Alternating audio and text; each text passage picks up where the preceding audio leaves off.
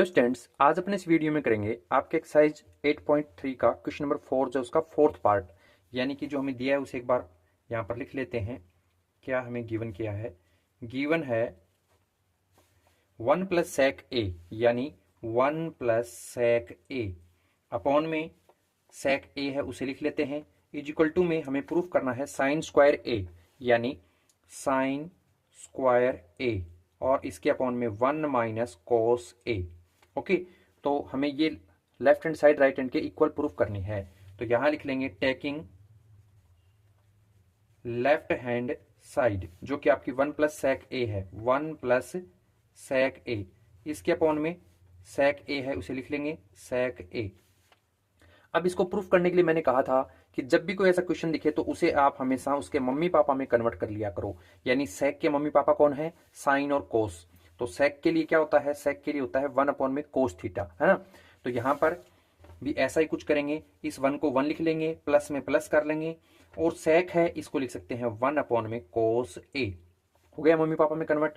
Upon में सेक ए है, इसे भी क्या लिख सकते हैं? 1 अपॉन में कोस ए। ओके, अब देखिए इसके यहां पर 1 लेकर इसका ले लेंगे एलसीएम। तो जब हम इसका एलसीएम लेंगे तो ये क्या आएगा? ये आ जाएगा कोस ए। क्यों? क्योंकि इसके अपॉन में तो 1 है, और यहां इस 1 को इस कोस से करवाएं तो कोस ए बचेगा, उससे 1 से मल्टीप्लाई हो जाएगा, तो कोस ए प्लस में 1 आएगा। और इसके अपॉन में है 1 अपॉन में कोस ए, उसे लिख लेंगे 1 अपॉन में कोस ए। अब ये 4 टाइम हो गया, यानी कि स्टार्टिंग वाले को ये जो है इसे लिख सकते हैं रिपीट करके। तो क्या आएगा?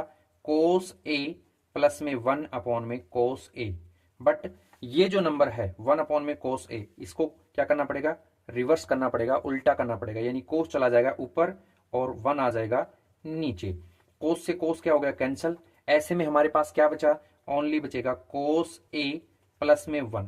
ओके, या तो अब क्या करो, इसको रेशनलाइज कर दो, अदरवाइज आप जो राइट हैंड साइड है उसको थोड़ा सिंपल करके इसके जैसा बना लो। तो मैं यहां पर आपको रेशनलाइज करके दिखा रहा हूं।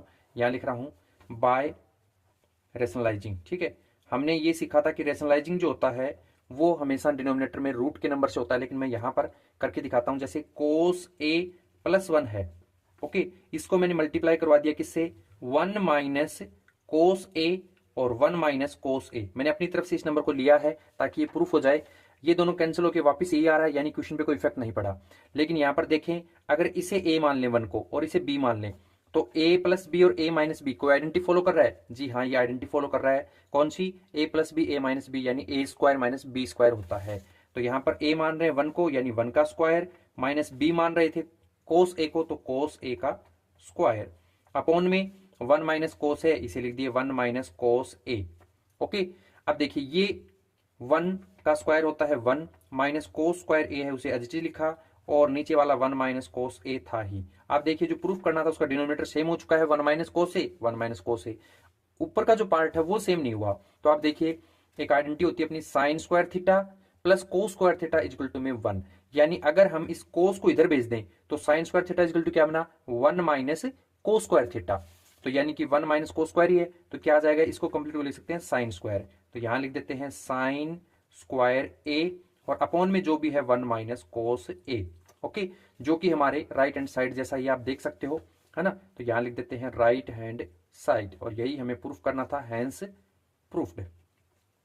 अगर आपको यहां से अगर स्टेप समझ में नहीं आ रहा हो तो आप इसको क्या करो, इक्वेशन फर्स्ट दे दो और थोड़ा सा इसको सोल्व करके देख लो इस तरीके से, तो ये दोनों सेम हो जाएंगे। वो भी एक तरीका हो सकता है। ओके।